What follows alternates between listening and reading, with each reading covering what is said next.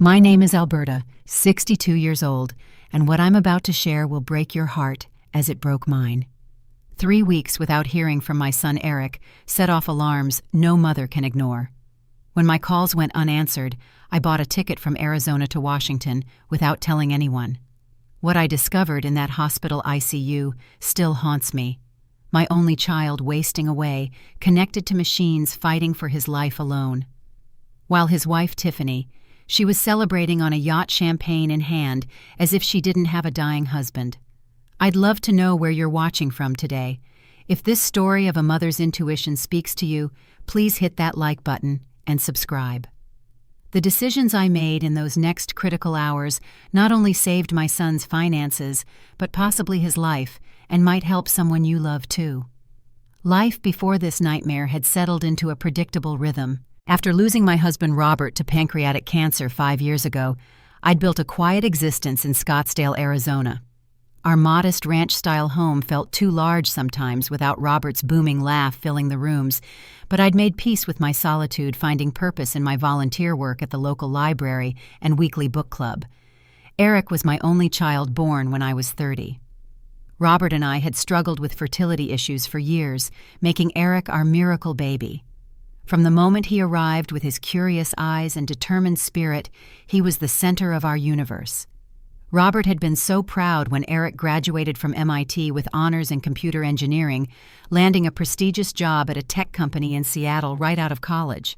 Despite the physical distance between us, Eric and I maintained a close relationship. He called every Sunday without fail, filling me in on his work projects, his weekend hikes in the Pacific Northwest, and the small details of his daily life that kept me connected to him. Eric had inherited his father's analytical mind and my creative spirit, a combination that served him well in his career, developing innovative software solutions. "Mom, you wouldn't believe the view from my apartment," he'd told me excitedly when he first moved to Seattle. "On clear days, I can see Mount Rainier from my living room window." I'd visited him twice that first year, marveling at how my once shy boy had blossomed into a confident young man making his way in the world. His apartment was modest, but comfortable, reflecting his practical nature. He'd saved aggressively, building an impressive investment portfolio that would have made his father proud. "No need for a fancy car when public transportation works just fine," he'd explain when I asked why he hadn't upgraded from his reliable but aging Honda. "I'm saving for something that matters long term." That's something I later learned was a down payment on a house. Eric had always been methodical in his planning, setting goals, and working steadily toward them.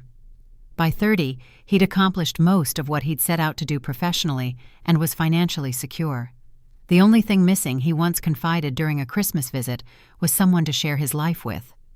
"It's not easy finding someone real in the tech world, Mom," he'd said, a rare note of vulnerability in his voice.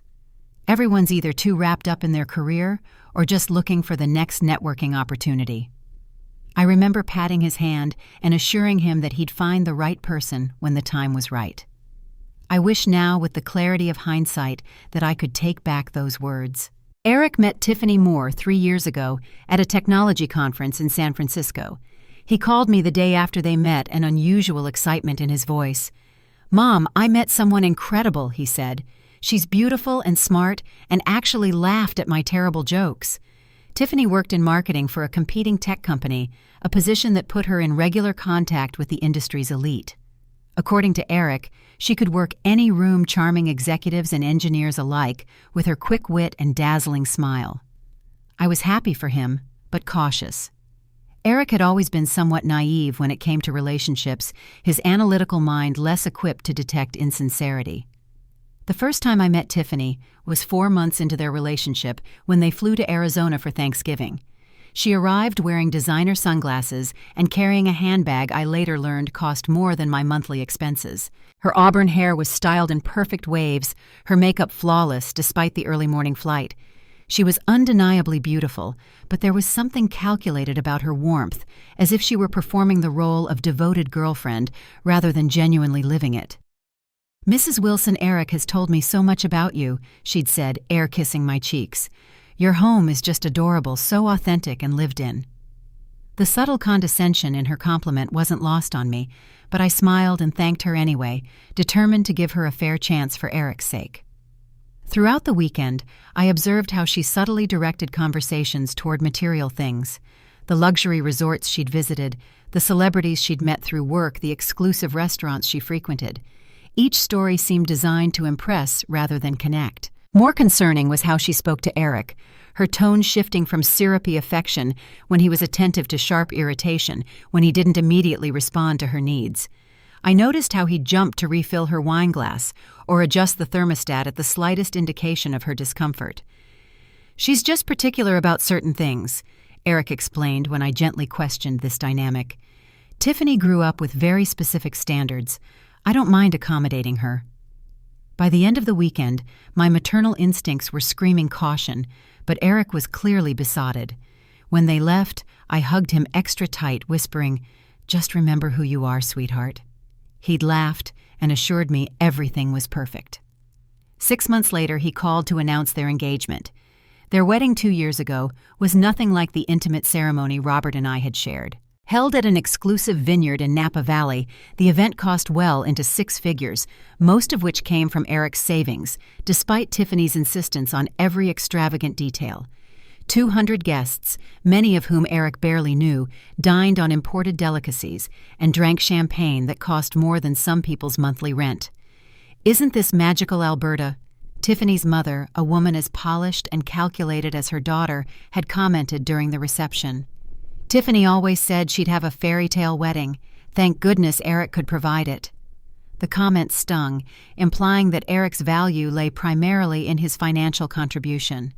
Throughout the celebration, I noticed Tiffany spent more time networking with industry executives than sharing meaningful moments with her new husband. Eric didn't seem to notice too happy to have landed someone he considered out of his league. After the wedding, our Sunday calls became less frequent. When we did speak, Eric sounded stressed, often mentioning work pressure and the high cost of living in Seattle. Meanwhile, Tiffany's social media accounts told a different story. Weekend getaways to luxury spas, designer shopping sprees, expensive restaurant meals with her friends. Each post featured Tiffany prominently, while Eric rarely appeared in the photos. The last time I saw Eric in person was 8 months before my fateful flight to Washington.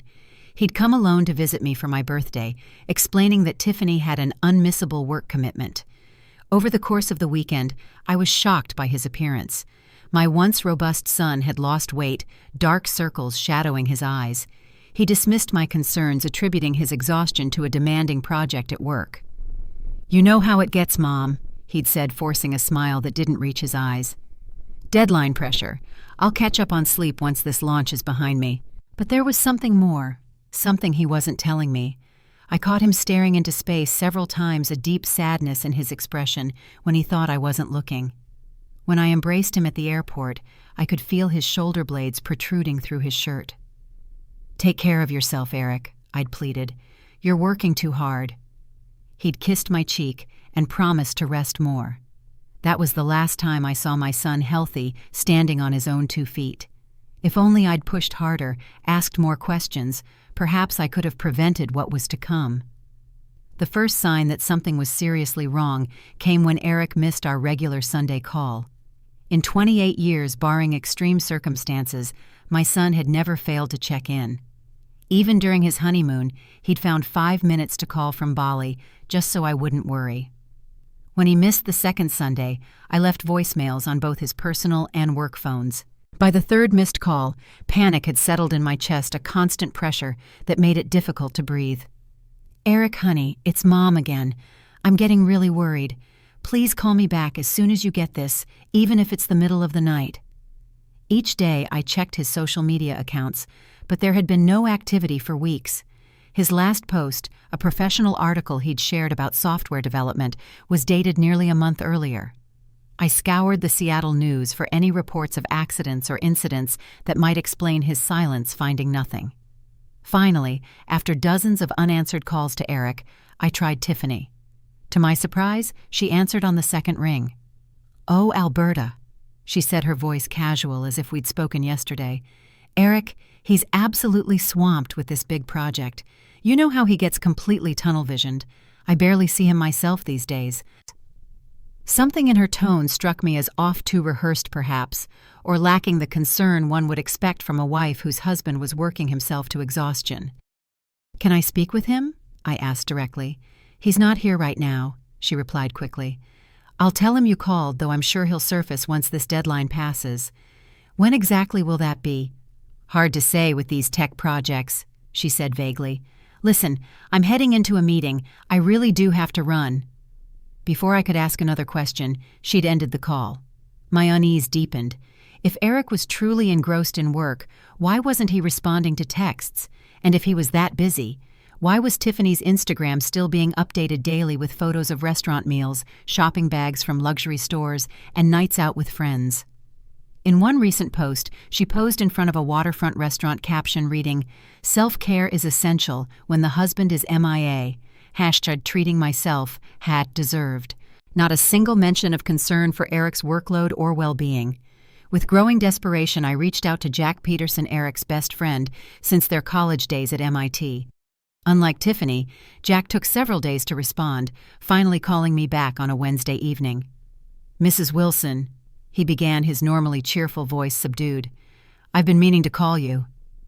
"Jack, please tell me what's going on with Eric. I haven't heard from him in weeks, and Tiffany is being evasive." There was a heavy pause before Jack spoke again. "I don't know exactly what's happening, Mrs. Wilson, but something's not right. I tried to visit Eric at their house 2 weeks ago, and Tiffany said he wasn't available. When I pressed, she mentioned something about him being under the weather, but she seemed, unbothered by it." My heart raced. "Under the weather? How is he sick?" "I'm not sure," Jack admitted. "But Ryan from work mentioned Eric had taken medical leave. When I asked what for, Ryan clammed up, said he probably shouldn't have mentioned it." "Medical leave," I repeated, alarm bells ringing louder. "For how long?" "That's just it, Mrs. Wilson. No one seems to know, or if they do, they're not talking. Corporate confidentiality and all that. But there's a rumor," Jack's voice dropped lower. "There's a rumor he might be hospitalized." The word hit me like a physical blow. Hospitalized. My son could be seriously ill, and no one had bothered to tell me. "Which hospital?" I demanded. "I don't know for sure that he is hospitalized." Jack backpedaled, clearly concerned about causing undue panic. "It's just office gossip. But if I were to guess, probably University of Washington Medical Center. It's closest to their home and has the best reputation." After hanging up with Jack, I immediately called the University of Washington Medical Center, only to be told they couldn't confirm or deny if Eric was a patient due to privacy regulations. I tried the other major hospitals in the Seattle area with the same result. That night, I barely slept, my mind racing with terrible scenarios. By morning, I'd made my decision. I booked the earliest available flight from Phoenix to Seattle, packed a small suitcase, and asked my neighbor to water my plants indefinitely. 6 hours later, I was on a plane gripping the armrests during takeoff as prayer after silent prayer escaped my lips. "Please let him be okay. Please let this all be a misunderstanding." But deep in my heart, I knew something was terribly wrong. A mother knows when her child is in danger. It's a primal instinct that transcends distance and silence. As the plane climbed through the clouds, I prepared myself to face whatever truth awaited in Seattle, never imagining how much worse it would be than even my darkest fears. The Seattle rain seemed fitting as I navigated from the airport to Eric and Tiffany's address in my rental car. Their home was in Madison Park, an upscale neighborhood with views of Lake Washington. The house itself was a modern 2-story, with large windows and a manicured front lawn much grander than what Eric would have chosen for himself before Tiffany. I parked across the street, gathering my courage before approaching. It was just past 4 in the afternoon, but the house appeared empty, no lights visible through the windows despite the gloomy weather. I rang the doorbell repeatedly, each unanswered chime increasing my anxiety. After 5 minutes of waiting, I noticed movement in the house next door. An older man in a rain jacket was retrieving his mail, glancing curiously in my direction. "Excuse me," I called out, hurrying over to him. "I'm looking for my son, Eric Wilson. Do you happen to know if he's been home recently?" The man's expression shifted from curiosity to something like pity. "You're Eric's mother. I'm Howard, live next door." He gestured to his house. "Can't say I've seen Eric in quite a while, at least 3 or 4 weeks. His car's been gone, too." My stomach tightened. "What about his wife, Tiffany? Have you seen her?" "Oh, she's around plenty," Howard said, a slight edge to his voice. "Coming and going at all hours, usually with friends. Lot of parties over there on weekends." He hesitated, then added, "Listen, I don't mean to speak out of turn, but is everything okay with your son? We were concerned when the ambulance came." "Ambulance?" My voice rose sharply. "When was this?" "About 3 weeks back, middle of the night. My wife and I were woken up by the lights, saw them taking someone out on a stretcher. We assumed it was Eric since Tiffany's been home since then, but she hasn't mentioned anything, and well, neighbors don't pry the way they used to."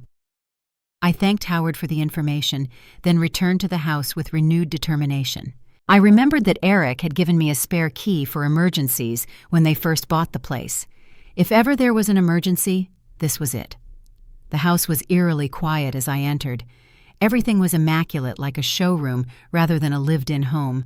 The great room with its panoramic lake view featured minimalist furniture that I knew had cost a fortune, all in shades of white and cream that seemed designed to impress rather than comfort. I called out for Eric and Tiffany, my voice echoing in the empty space. Moving through the house, I noticed several things that heightened my concern. The primary bedroom showed signs of single occupancy. One side of the bed was clearly slept in, while the other remained pristine. In the master bathroom, only one toothbrush stood in the holder. Eric's home office was untouched, a thin layer of dust on the keyboard, suggesting weeks of disuse. A stack of mail on his desk caught my attention. Medical bills, some marked "Urgent Second Notice." With trembling hands, I opened the most recent envelope. University of Washington Medical Center. Patient Eric Wilson. Admission date, 3 weeks prior. Department Hematology, Oncology. The room seemed to tilt around me as I processed the information. My son was indeed hospitalized, had been for weeks, and no one had thought to inform his mother. Searching further, I found more paperwork. Doctors' names, treatment protocols, and a word that made my blood run cold: leukemia. Acute myeloid leukemia, to be precise. My son had cancer, and I'd had no idea.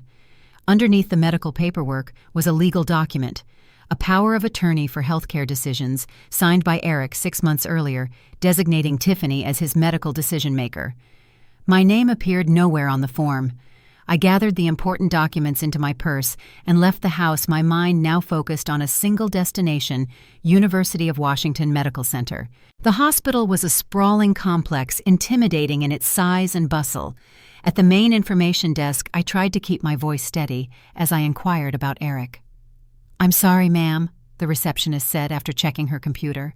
"I can only provide patient information to immediate family members listed as approved contacts." "I'm his mother," I said, my composure beginning to crack. "Alberta Wilson. My son is Eric Wilson." She checked again, shaking her head. "I'm sorry, Mrs. Wilson, but you're not listed on his approved contacts.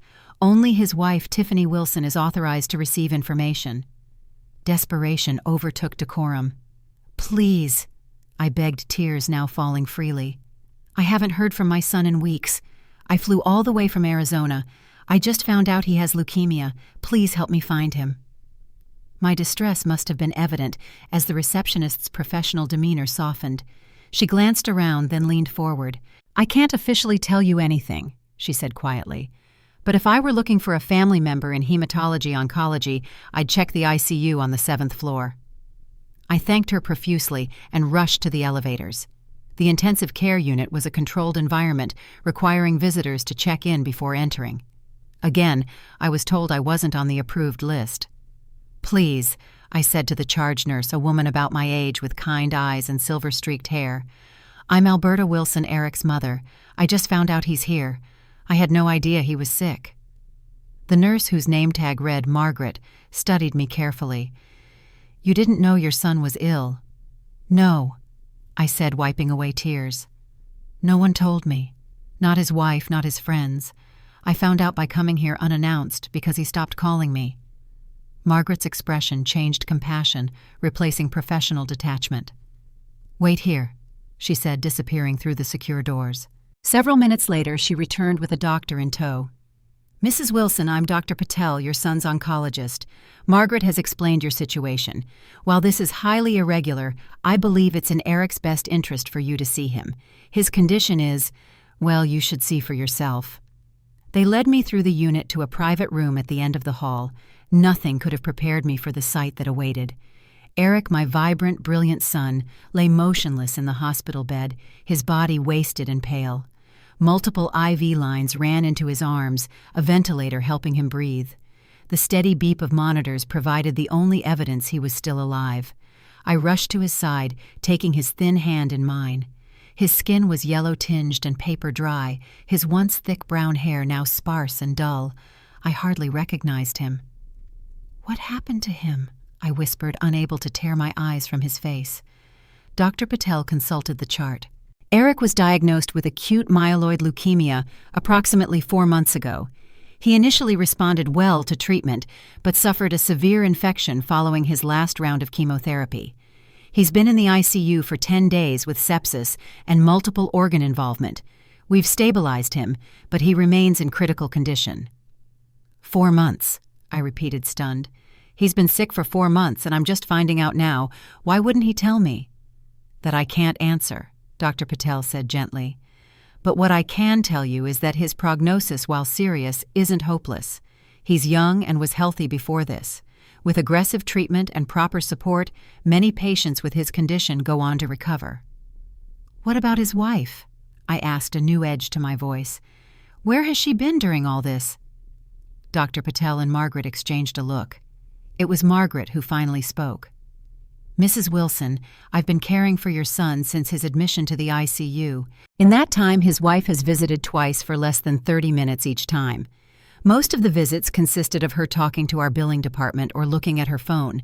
She's listed as his emergency contact and healthcare proxy, but has been minimally involved in his care decisions. The rage that filled me then was unlike anything I'd ever experienced, a primal, protective fury that momentarily eclipsed even my grief. I turned back to Eric, stroking his gaunt cheek. I'm here now, sweetheart, I whispered close to his ear. Mom's here, and I'm not going anywhere. You're not alone anymore. Dr. Patel placed a hand on my shoulder. Mrs. Wilson, there's more you should know about Eric's condition and treatment plan. Would you be willing to step outside briefly to discuss it? I nodded reluctantly, leaving Eric's side to follow the doctor to a small consultation room. What he told me over the next 30 minutes confirmed my worst fears and ignited a determination that would carry me through the difficult days ahead. My son was fighting for his life, and his wife, the woman who had vowed to stand by him in sickness and in health, was nowhere to be found. But I was there now, and I would move heaven and earth to save him. For hours I sat vigil by Eric's bedside, alternating between talking to him softly about happy memories and silently studying the machines keeping him alive. Nurses came and went, adjusting medications, checking vitals, offering kind words, and the occasional cup of terrible hospital coffee. As night fell, I refused suggestions to find a hotel unwilling to leave my son alone for even an hour. There's a recliner chair, Nurse Margaret offered. Not comfortable, but many family members use it for overnight stays. I thanked her and settled in for the night, my mind racing despite my physical exhaustion. Around midnight, as I shifted in the uncomfortable chair, I noticed Eric's phone on the small bedside table among his personal effects. The sight of it gave me pause. If Eric had been hospitalized for 10 days, why was his phone here rather than with Tiffany? On impulse, I picked it up. To my surprise, it wasn't password protected, or rather it was protected by facial recognition, which still worked when I held it up to Eric's unconscious face. A stab of sadness hit me at this small reminder of technological convenience continuing to function while my son could not. The phone unlocked, revealing dozens of missed calls and messages, many from concerned colleagues and friends. I scrolled through them, noting that few had been answered in recent weeks. Then I saw the banking app notification. Unusual activity detected in your joint account. Recent transfer of $15,000 to external account requires verification. With a growing sense of dread, I opened the app, which thankfully remained logged in. What I found turned my concern to horror. Over the past 2 weeks, since Eric had been unconscious in the ICU, there had been multiple large transfers from his primary checking account to an account I didn't recognize. Tens of thousands of dollars moved in increments just small enough to avoid automatic fraud detection. I dug deeper, finding that Eric and Tiffany maintained 3 accounts: his personal account, their joint account, and her personal account. The transfers were being made from the joint account to Tiffany's personal account, systematically draining the funds Eric had accumulated. The most recent transfer had been made that very morning, $12,000, with the memo line reading simply, "personal expenses." Looking at the pattern of withdrawals, I estimated that nearly $85,000 had been moved in the past 10 days alone. My hands shaking with anger, I opened Eric's email, searching for any communication with Tiffany about these transfers. Instead, I found several ignored messages from their mortgage company warning of missed payments, despite plenty of money having been available before the mysterious transfers began. On a hunch, I checked Tiffany's Instagram profile. Her most recent post, dated just 3 hours earlier, showed her smiling broadly on what appeared to be a luxury yacht champagne flute in hand, surrounded by equally well-dressed friends. The caption read, "Living my best life on Lake Washington with my favorite people. Sometimes you just need to celebrate being free, #blessed, #no regrets, #yacht life." The location tag showed the Azure Dream Yacht Charter Lake Washington. In the background of one photo, I could make out Seattle's skyline illuminated against the night sky, meaning this party was happening right now, just miles from where her husband lay fighting for his life. The contrast was so stark, so cruel, that for a moment I couldn't process it. While Eric lay unconscious, connected to machines that breathed for him, his wife was partying on a yacht, celebrating her freedom, and spending what I now realized was his money. I scrolled through more of her recent posts, finding a disturbing pattern. As Eric's condition had worsened, Tiffany's social activities had increased. Spa days, shopping sprees, dinners at expensive restaurants, all documented in carefully filtered photos that made no mention of a gravely ill husband. With trembling fingers, I called Jack despite the late hour. He answered on the second ring, sounding fully awake. "Mrs. Wilson, did you find him?" "Yes," I said, my voice tight with emotion. "He's in the ICU at University of Washington Medical Center. Acute myeloid leukemia complicated by infection. He's been unconscious for 10 days, Jack. 10 days, and his wife has visited twice." Jack's sharp intake of breath was audible. "Jesus! Will he?" "The doctors are cautiously optimistic, but he's very ill," I said. "What I need to know is what's been going on between Eric and Tiffany. I've just discovered she's been transferring large sums from their joint account while he's been unconscious, and right now she's partying on a yacht on Lake Washington." There was a long pause before Jack spoke, his voice heavy with reluctance. "Mrs. Wilson, I probably should have told you this sooner, but Eric swore me to secrecy. He and Tiffany have been having serious problems for months. She's been unfaithful multiple times. Eric found out just before his diagnosis and confronted her.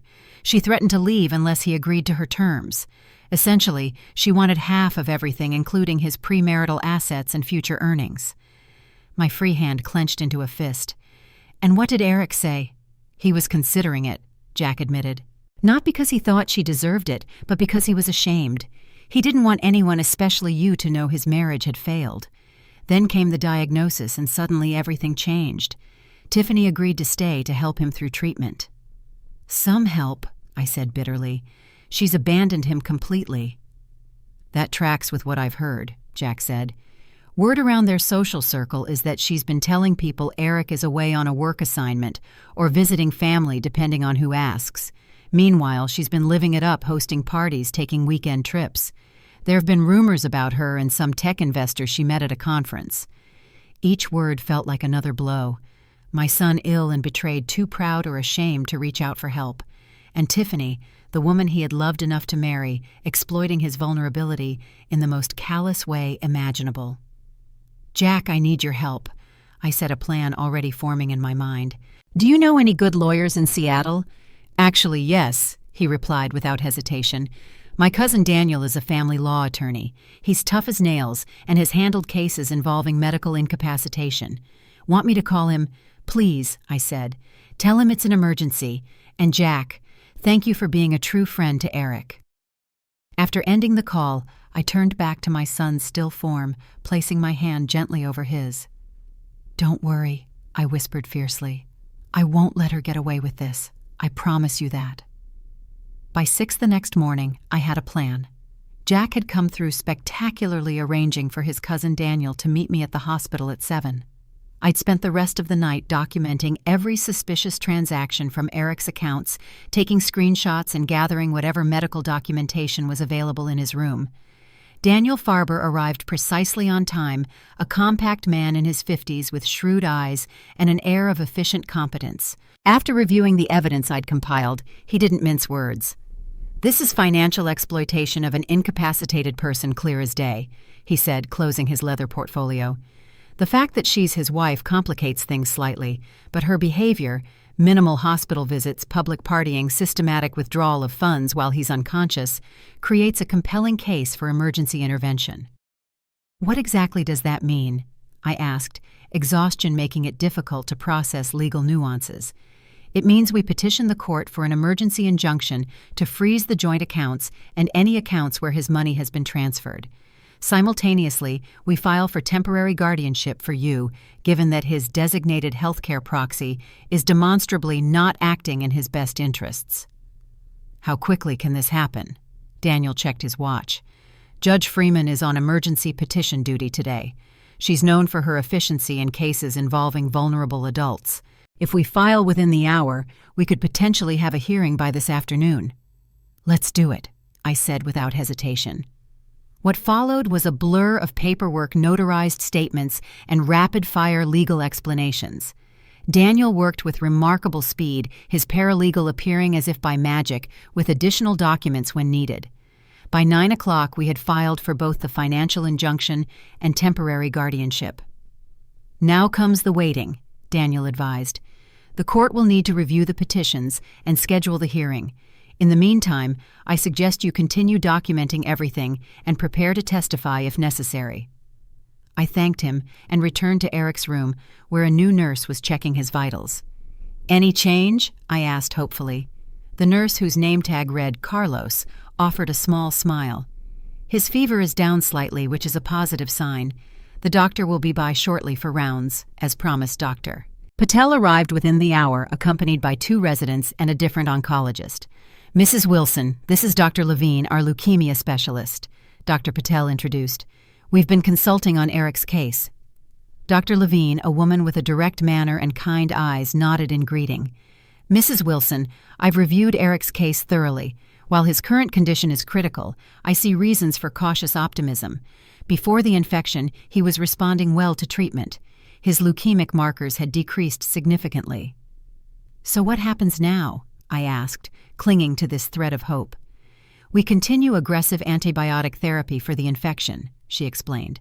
Once that's under control, we can discuss resuming modified chemotherapy. Eric is young and was otherwise healthy before diagnosis, both positive prognostic factors. And if I wanted to seek a second opinion or consider transfer to a specialized cancer center, I ventured. Dr. Levine's expression remained neutral. That would be your prerogative, though. I should note that any transfer would involve risk while he's this unstable. As for second opinions, we welcome them. UW Medical Center partners with several national cancer institutes for consultation. Actually, I said, I've filed for temporary guardianship given the circumstances with my son's wife. Until that's resolved, I'm not sure if I have legal standing to request consultations. Dr. Patel and Dr. Levine exchanged glances. I see, Dr. Levine said carefully. While we can't involve ourselves in legal matters, I can say that from a medical perspective, having an actively engaged advocate for Eric would be beneficial. If you'd like, I can document in his chart that you've been present and involved in discussions regarding his care. I thanked them both for their candor and care. As they left, I settled back in the chair beside Eric, taking his hand in mine. Help is coming, sweetheart, I promised. Just keep fighting. At 3 that afternoon, Daniel called with news Judge Freeman had reviewed our petition and scheduled an emergency hearing for 5 o'clock. Given the circumstances, the hearing would take place at the hospital so that medical personnel could testify if needed. By 4:30, a small conference room on the hospital's administrative floor had been transformed into an impromptu courtroom. Judge Freeman, a formidable woman in her 60s, arrived precisely at 5, accompanied by her clerk and a court reporter. "This is an emergency hearing in the matter of Eric Wilson," she began without preamble. "I've reviewed the petition for financial injunction and temporary guardianship filed by Alberta Wilson, the patient's mother. Is Mr. Farber present representing the petitioner?" Daniel stepped forward. "Yes, Your Honor." "And is there representation for Mrs. Tiffany Wilson, the patient's wife?" There was a moment of silence before the clerk spoke up. "Your Honor, Mrs. Wilson was notified of the hearing but has not yet arrived or sent representation." Judge Freeman frowned. "Let the record show that attempts were made to notify the spouse. Given the emergency nature of this petition and the allegations of ongoing financial exploitation, we will proceed." For the next hour, I testified about finding Eric his condition, the unauthorized transfers, and Tiffany's absence. Dr. Patel provided medical testimony confirming Eric's incapacitation and critical condition. Daniel presented the financial records I'd gathered, along with screenshots of Tiffany's social media posts juxtaposed with hospital visit logs. Just as we were concluding, the conference room door swung open, and a harried-looking man in an expensive suit hurried in. "Your Honor, Graham Spencer, representing Tiffany Wilson. I apologize for the delay. I was only retained an hour ago." Judge Freeman fixed him with a stern look. "Mr. Spencer, we're nearly concluded. Your client was properly notified of these proceedings. Where is she?" The lawyer cleared his throat.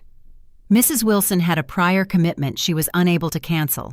She's asked me to represent her interests and request a continuance to properly prepare a response." A prior commitment more important than her husband's medical emergency and allegations of financial misconduct. Judge Freeman's voice dripped with skepticism. "Mr. Spencer, I've reviewed the evidence presented, including social media posts from your client last night and today. I'm not inclined to grant a continuance." Spencer attempted several more procedural objections, all of which Judge Freeman overruled. Finally, she rendered her decision. "Based on the evidence presented, I find there is clear and convincing evidence of financial exploitation of an incapacitated person. I am granting the petition for emergency financial injunction. All joint accounts between Eric and Tiffany Wilson are hereby frozen, and any accounts to which funds have been transferred in the past 30 days are also frozen pending further investigation." She turned to me. "Regarding temporary guardianship, I find that Alberta Wilson has demonstrated both the close familial relationship and dedication to Eric Wilson's welfare that would make her suitable as a temporary guardian. I am granting temporary guardianship for medical decisions for a period of 30 days, after which we will reassess based on Mr. Wilson's condition." Relief washed over me in a powerful wave. Judge Freeman continued with specific instructions for notification of financial institutions and healthcare providers, but I barely heard them, too overwhelmed by the knowledge that I could now legally protect my son. As the hearing concluded, Daniel shook my hand. "Congratulations, Mrs. Wilson. This is the best possible outcome. I'll handle the notifications to the banks immediately to prevent any further transfers." "Thank you," I said, my voice thick with emotion. "What happens now with Tiffany?" "She'll receive formal notification of the court's decision," Daniel explained. "Given what we've uncovered, I would expect a reaction." That prediction proved to be an understatement. Less than an hour after the banks were notified and the accounts frozen, my phone rang with an unknown number. "You conniving bitch!" Tiffany's voice hissed without preamble. "How dare you freeze my money? Do you have any idea who you're messing with?" Despite my exhaustion, I felt remarkably calm. "Hello, Tiffany. I'm at the hospital with Eric. You know your husband, the one fighting for his life while you party on yachts." "That's none of your business," she snapped. "What Eric and I do is between us. You had no right to interfere." "Actually, the court disagrees," I replied evenly. "Judge Freeman found sufficient evidence of financial exploitation to grant an emergency injunction. Perhaps if you'd bothered to show up for the hearing, you could have presented your side." "I was busy," she said defensively. "And those are joint accounts. Half that money is legally mine." We'll let the court determine that, I said. In the meantime, perhaps you'd like to visit your husband. He's in room 712. Been here for 10 days, though you'd hardly know it from your visit log. Don't you dare judge me, Tiffany snarled. You have no idea what it's been like watching him get sick dealing with everything alone. The audacity of her self-pity ignited my temper. Alone? You've been to the hospital twice in 10 days, Tiffany. Meanwhile, you've been posting about your best life on social media and systematically draining his accounts. Save the Victim Act for someone who hasn't seen the evidence. This isn't over, she threatened. I'm coming there now, and you'll regret this. The call ended abruptly. I took a deep breath, then called hospital security to alert them to the potential confrontation. Then I returned to Eric's side, determined to be there when Tiffany arrived. I didn't have to wait long. 40 minutes later, the click of high heels announced her approach. Tiffany Wilson swept into the ICU room like a hurricane designer's sunglasses perched on her head, the scent of expensive perfume and alcohol preceding her. "So this is your game," she spat, glaring at me across Eric's unconscious form. "Swoop in after months of absence and pretend to be Mother of the Year. Where were you when he was going through chemo, when he was vomiting all night, when he needed someone to drive him to appointments?"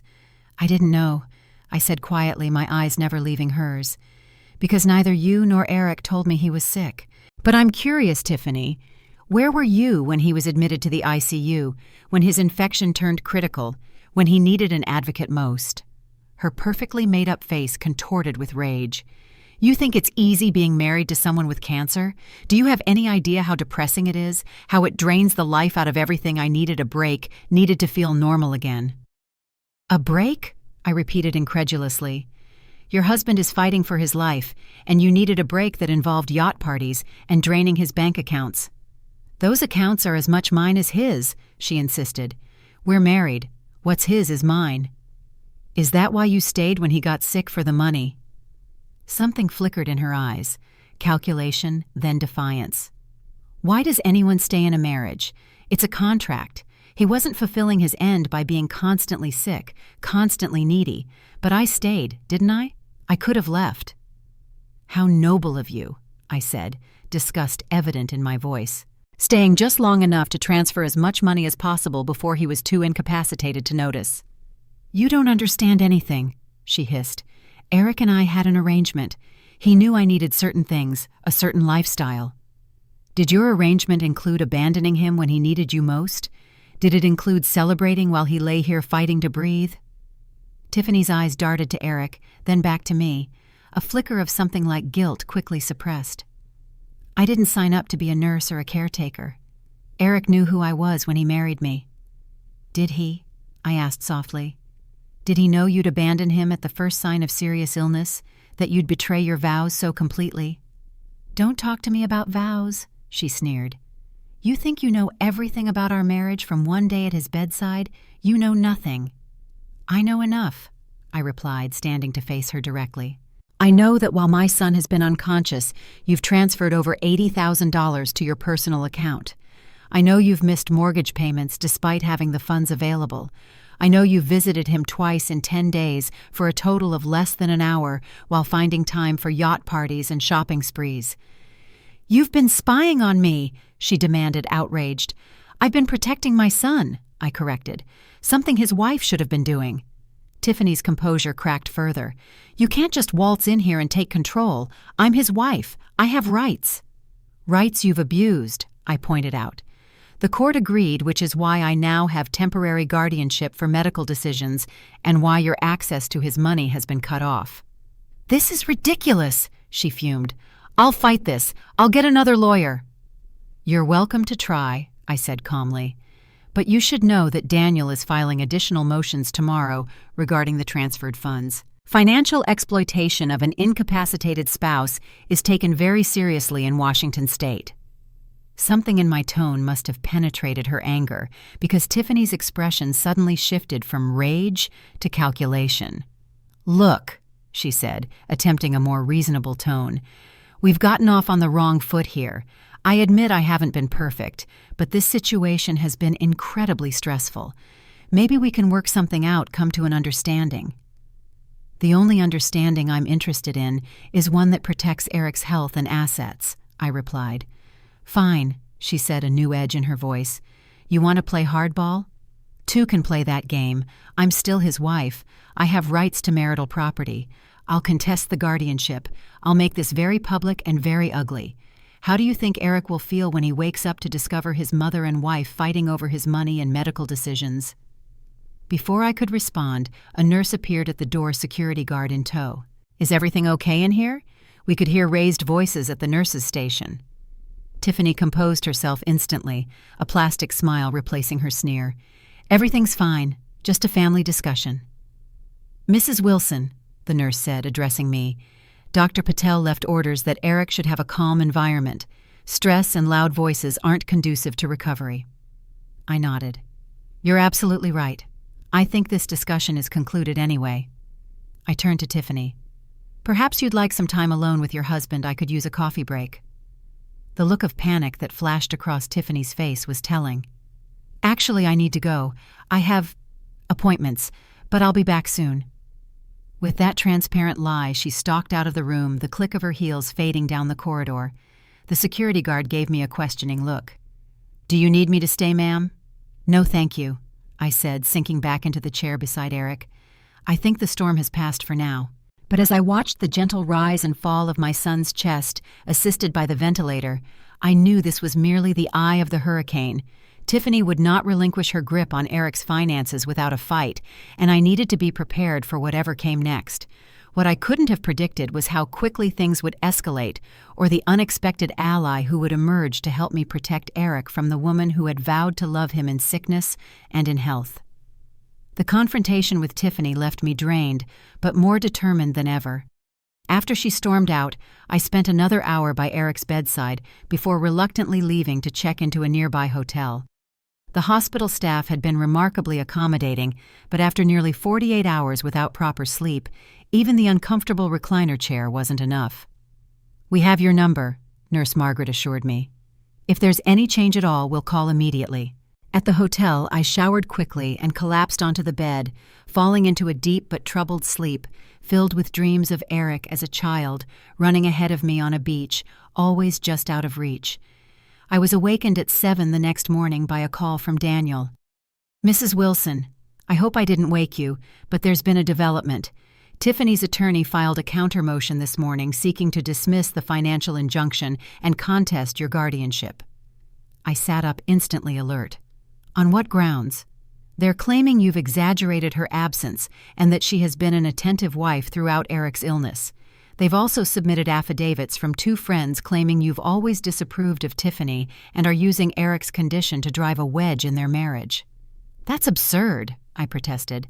The hospital records clearly show she's barely visited, and I never even met these supposed friends. I know, Daniel said soothingly. Their claims are thin, but we need to prepare a robust response. Judge Freeman has scheduled another hearing for tomorrow morning. In the meantime, I've been doing some digging into Tiffany's finances, and there are some interesting patterns emerging. What kind of patterns? Multiple large purchases in recent months, far exceeding what would be reasonable based on her income. Designer goods, luxury travel, expensive restaurants. There's also evidence she's been making payments to a man named Blake Harrington, regular transfers of $2,000 every month for the past 6 months. Who is Blake Harrington? That's what I'm working to find out, Daniel replied. But given the regularity and amount of the payments, it could be significant. I've also requested the complete visitor logs from the hospital to document exactly how often Tiffany actually visited Eric during his hospitalization. After ending the call, I hurried back to the hospital, arriving just as Dr. Levine was completing her morning examination of Eric. His vital signs are showing improvement, she informed me with cautious optimism. The antibiotics seem to be working. His white blood cell count is normalizing and his oxygen needs have decreased slightly. Does that mean he might wake up soon? I asked hopefully. It's possible, but I don't want to create unrealistic expectations, Dr. Levine cautioned. Recovery from sepsis is a marathon, not a sprint. Even if he regains consciousness, he'll be extremely weak and will require extensive rehabilitation. I nodded, grateful for her honesty. Thank you for everything you're doing for him.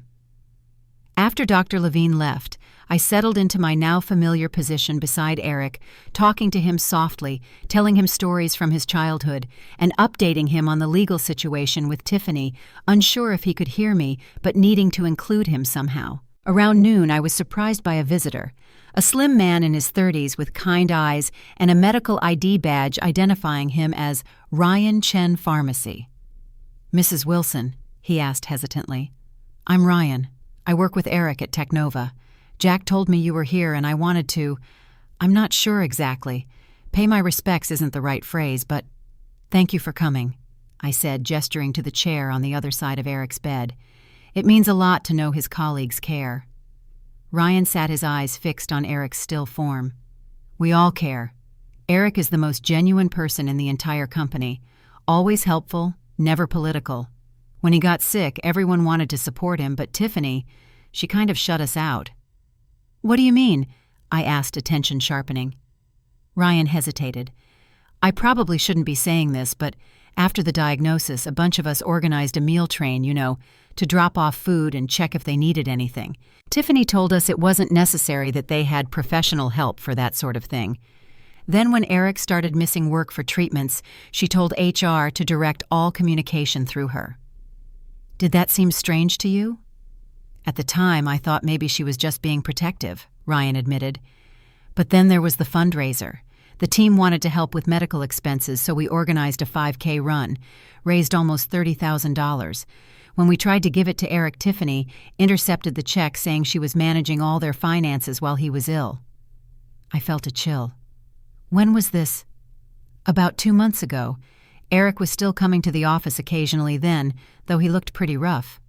After that, Tiffany told everyone he was working from home, then eventually that he was on medical leave. But she kept showing up at company social events networking, acting like everything was normal. It felt off." "Ryan," I said carefully, "would you be willing to put what you've just told me in a written statement?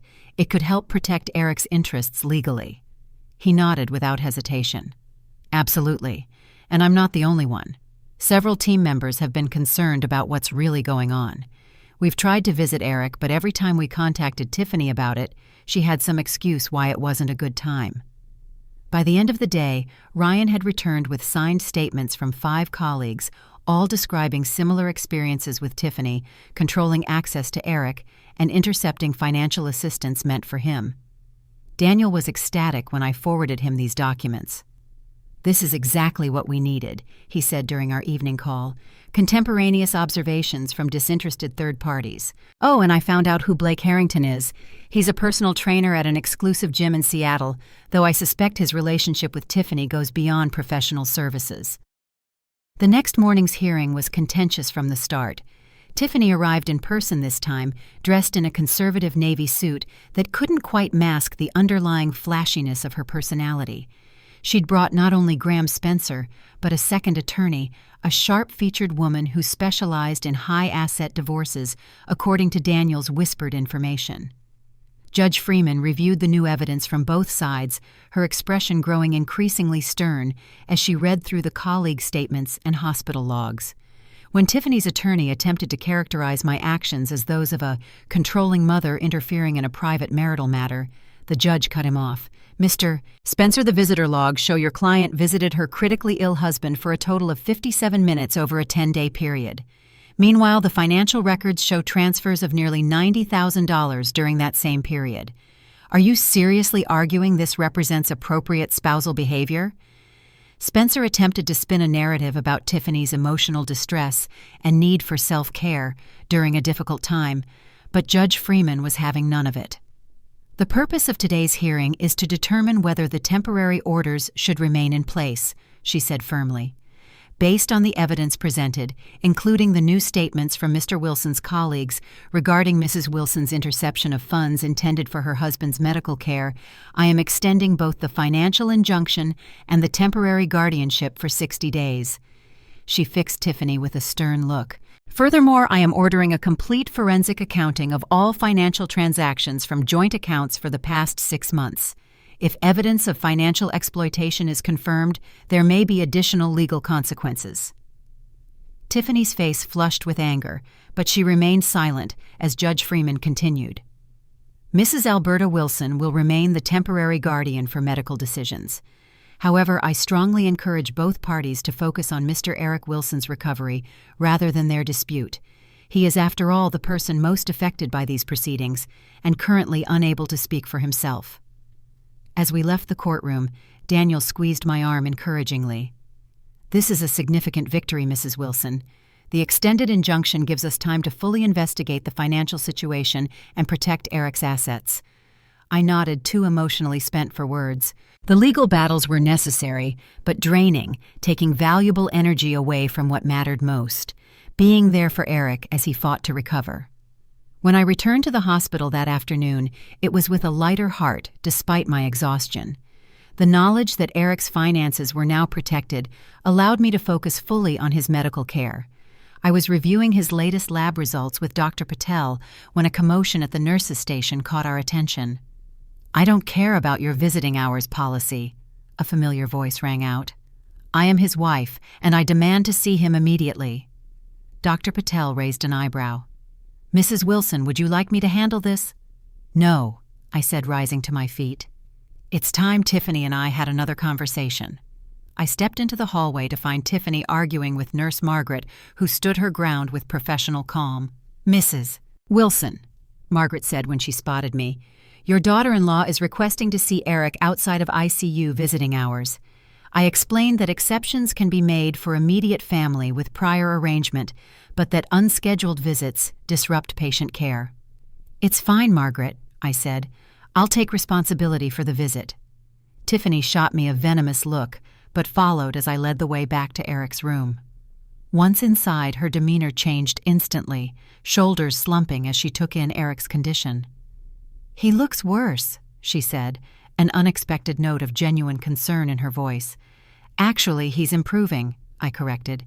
"His infection markers are down and they're reducing his sedation gradually." Tiffany hesitated, then stepped closer to the bed. "Can he hear us?" "The doctors believe it's possible," I said. "I've been talking to him regularly, telling him what's happening, letting him know he's not alone." Something that might have been shame flickered across Tiffany's face before her defensive mask returned. "I suppose you've been telling him all about how you've frozen our accounts and taken over his medical decisions." "I've been honest with him," I said evenly, "just as I'm being honest with you now. Tiffany, I don't know what went wrong in your marriage or why you've acted as you have. But right now, Eric needs support, not conflict. The court has made its ruling for now, but that doesn't mean you can't be part of his recovery." She laughed bitterly. "So magnanimous. You swoop in, take control of everything, make me look like the villain, then graciously offer to let me visit my own husband." "You've been the architect of your own reputation, Tiffany," I replied quietly. "But it's not too late to show Eric and the court that you do care about his well-being." "You think I don't care?" she demanded, voice rising. "You think this has been easy, watching him get sicker and sicker knowing there's nothing I can do to fix it? There's plenty you could have done," I pointed out. "Been present, advocated for him, managed his finances responsibly, not partied on yachts while he lay unconscious." Her face contorted with a mix of anger and what looked surprisingly like pain. "You don't understand. I can't do this. I can't watch someone else I love waste away in a hospital bed. Not again." The unexpected vulnerability in her voice gave me pause. "What do you mean, not again?" Tiffany turned away, arms wrapped around herself in a rare moment of genuine emotion. "My mother. Cancer. I was 15. 18 months of hospital's treatments that didn't work, watching her disappear bit by bit." She shook her head. "When Eric got diagnosed, I thought I could handle it. I really did. But then he started looking like her. The same hollow eyes, the same gray skin. I couldn't face it. For the first time, I felt a flicker of understanding, if not forgiveness. Tiffany, I'm sorry about your mother. That must have been traumatic. But it doesn't excuse abandoning Eric or misusing his money." "The money," she said dismissively. "That's all anyone cares about. Yes, I spent money. Yes, I partied. It was the only way to feel anything besides terror and grief. Is that so hard to understand?" "What's hard to understand is why you didn't reach out for help," I said. "Why you kept Eric's condition from his friends, his colleagues, from me. We could have supported both of you." "Because I was ashamed," she burst out. "Ashamed that I couldn't be the wife he needed. Ashamed that every time I looked at him, all I could see was my mother dying all over again. It was easier to pretend everything was normal to distract myself." Her raw honesty was unexpected, but it didn't erase the harm she'd done. Before I could respond, a soft sound from the bed caught both our attention. Eric's fingers were moving just slightly against the sheet. "Eric." I moved to his side, instantly taking his hand. "Sweetheart, can you hear me?" His eyelids fluttered but didn't open. Tiffany stood frozen at the foot of the bed, her face a mask of conflicting emotions. "I should call the nurse," I said, reaching for the call button. "Wait," Tiffany said suddenly. "Before they come, I need to tell you something else." She took a deep breath. "I've been seeing someone. For months now. I was going to ask Eric for a divorce before he got sick." The confession hung in the air between us, damning in its timing. "Yet you stayed," I said slowly, "when you found out he was ill. Why?" Tiffany couldn't meet my eyes. "At first because I felt guilty, then because leaving would have looked terrible. And then, honestly, because I knew Eric had substantial savings and investments. Blake, the guy I've been seeing, he has expensive tastes. He kept saying once it was over, we could be together openly." The calculated cruelty of it stole my breath. "You were waiting for my son to die so you could inherit his money and be with your lover." "It sounds horrible when you say it like that," she whispered. "How else should it sound, Tiffany?" I demanded, anger breaking through my composure. "You abandoned my son when he needed you most, drained his accounts while he fought for his life, and planned your future with another man while waiting for him to die. There's no interpretation of those actions that isn't monstrous." She flinched as if I'd slapped her. "I know. That's why I'm going to sign whatever papers your lawyer wants. No contest. I'll return the money I transferred. Just don't tell Eric how bad it got. Let him think I tried my best but couldn't handle it. Please."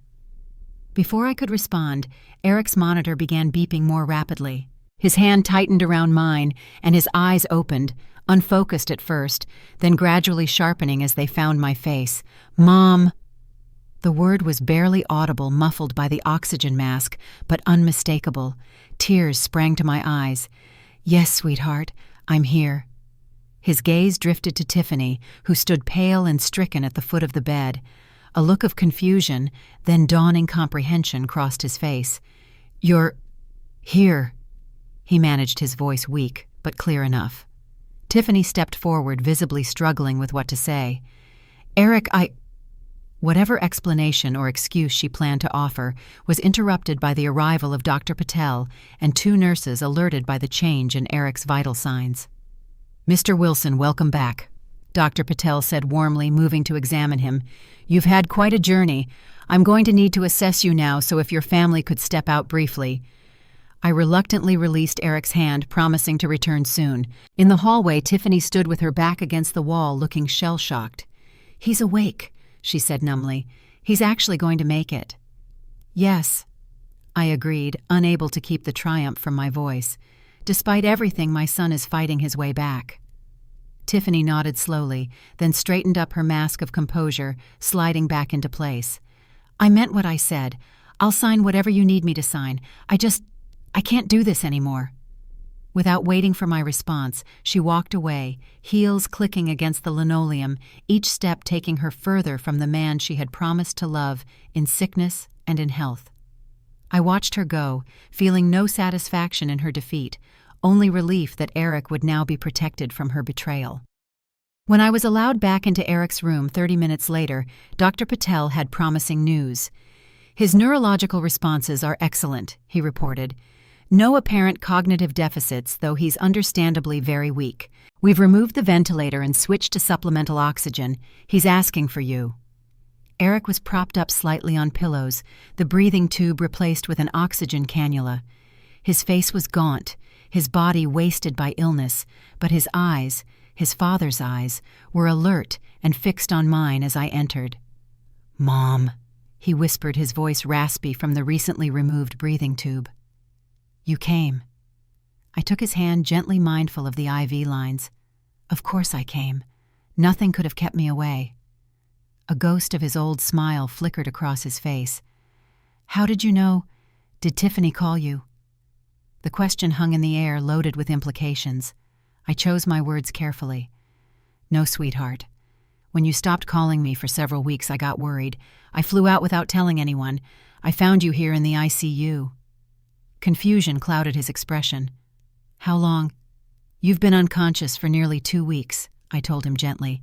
The infection was very serious, but the doctors say you're improving now. Eric closed his eyes briefly, processing this information. When he opened them again, there was a new awareness there. Tiffany was here. It wasn't a question, but I nodded. Yes, she was here earlier. But not before, he said softly, the words somewhere between a question and a statement. I hesitated, torn between honesty and protection. Eric, you've just woken up. We don't need to discuss everything right now. He shook his head slightly, wincing at the effort. I need to know, Mom. Please. How bad is it? Looking into my son's eyes, I knew I couldn't lie to him, couldn't shield him from the truth he clearly already suspected. Taking a deep breath, I began to explain everything, finding him alone, discovering the financial transfers, the court hearings, and finally, Tiffany's confession moments before he regained consciousness. Throughout my account, Eric remained silent, his expression shifting from pain to resignation to a kind of calm acceptance that broke my heart. I knew, he said finally, his voice stronger now. Not everything, not the details, but I knew something was wrong. Before the infection, when I was still conscious, she was never here. Always excuses, always somewhere else to be. I told myself she was just coping in her own way. I'm so sorry, sweetheart, I said, squeezing his hand. Don't be, he replied, surprising me with the clarity in his gaze. In a strange way, this illness showed me the truth, about Tiffany, about what matters. He attempted a weak smile. And it brought you here when I needed you most. That simple statement, free from blame or self-pity, exemplified everything I'd always loved about my son. His resilience, his ability to find meaning even in suffering. I'm not going anywhere, I promised. We're going to get through this together, one day at a time. Eric nodded, his eyelids beginning to droop with exhaustion. Mom, he murmured as he drifted toward sleep. Thank you for fighting for me. As he fell asleep, I remained by his side, watching the steady rise and fall of his chest, unassisted now, each breath a small victory. Outside the window, the Seattle rain had finally stopped, late afternoon sunlight breaking through the clouds to cast a golden glow across my son's face. The road ahead would be long and difficult, months of treatment and rehabilitation, legal proceedings to disentangle his finances from Tiffany's, the emotional recovery from betrayal. But in that moment of quiet connection, I knew with absolute certainty that we would face it all together, and that Eric, my brilliant, kind-hearted son, would not just survive, but eventually thrive again. The battle wasn't over, but the worst had passed. My maternal instinct, the one that had propelled me onto a plane with nothing but a terrible feeling and a desperate hope, had saved more than my son's finances. It may well have saved his life. And for that, I would be forever grateful for the inexplicable bond that connects a mother to her child, transcending distance, time, and even the barriers of conscious communication. 6 months have passed since that pivotal day when Eric opened his eyes and recognized me at his bedside. The journey since then has been arduous, but marked by steady progress and unexpected blessings. Eric's physical recovery exceeded even the most optimistic medical predictions. After 3 weeks in the hospital following his awakening, he was transferred to a specialized rehabilitation facility where he spent another month rebuilding his strength. The leukemia treatment resumed once he was strong enough modified to accommodate his weakened state. Last month, we received the news we'd been praying for. Eric is officially in remission. It's not a cure, Dr. Levine cautioned during our celebration dinner, which she kindly attended. But Eric's response to treatment has been remarkable. The 5-year survival rates for patients who achieve complete remission are very encouraging. Eric, now 30 pounds lighter than before his illness, but regaining his strength, daily lifted his water glass in a toast. "To second chances," he said, his eyes meeting mine across the table, "and to the mother who refused to give up on me." The legal aftermath with Tiffany proved less complicated than we'd feared. True to her word, she signed divorce papers without contesting the financial terms, returning most of the money she'd transferred from their joint accounts. The forensic accounting revealed additional concerning transactions dating back months before Eric's hospitalization, but Eric chose not to pursue further legal action. "I just want to move forward," he explained when Daniel suggested we had grounds for additional claims. "The money isn't worth the emotional toll of prolonged litigation." I respected his decision, though I couldn't help feeling Tiffany had escaped the full consequences of her actions. She moved to Los Angeles shortly after the divorce was finalized, apparently pursuing a relationship with the personal trainer she'd been seeing. According to mutual acquaintances, she rarely mentions her brief marriage reinventing herself as a lifestyle influencer, with no hint of the betrayal and abandonment that marked her time with Eric. As for Eric and me, we forged a new chapter together. I sold my house in Arizona and purchased a comfortable condo near Eric's new home in Seattle, close enough to be available when needed, but far enough to give him independence. He's returned to work part-time, his colleagues welcoming him back with genuine warmth and support. The experience has changed us both in ways both painful and profound. Eric is more reflective now, less willing to accept surface appearances, more deliberate in his choices. His illness stripped away pretense and forced a reckoning with what truly matters. "You know what's strange, Mom," he said during one of our weekly dinners. "I'm actually grateful in a way, not for the cancer or Tiffany's betrayal, but for the clarity they brought. I was living someone else's idea of success, the big house, the expensive wedding, the image-conscious wife. None of it was really me." His new home reflects this shift, a modest but comfortable apartment overlooking a community garden filled with books and music rather than status symbols. He's reconnected with old friends, particularly Jack, whose loyalty never wavered. Together, they've started a support group for young adults facing serious illness, creating the community Eric wished he'd had during his darkest days. As for me, I've discovered unexpected purpose in this chapter of life. What began as an emergency flight to save my son has evolved into a new beginning for us both.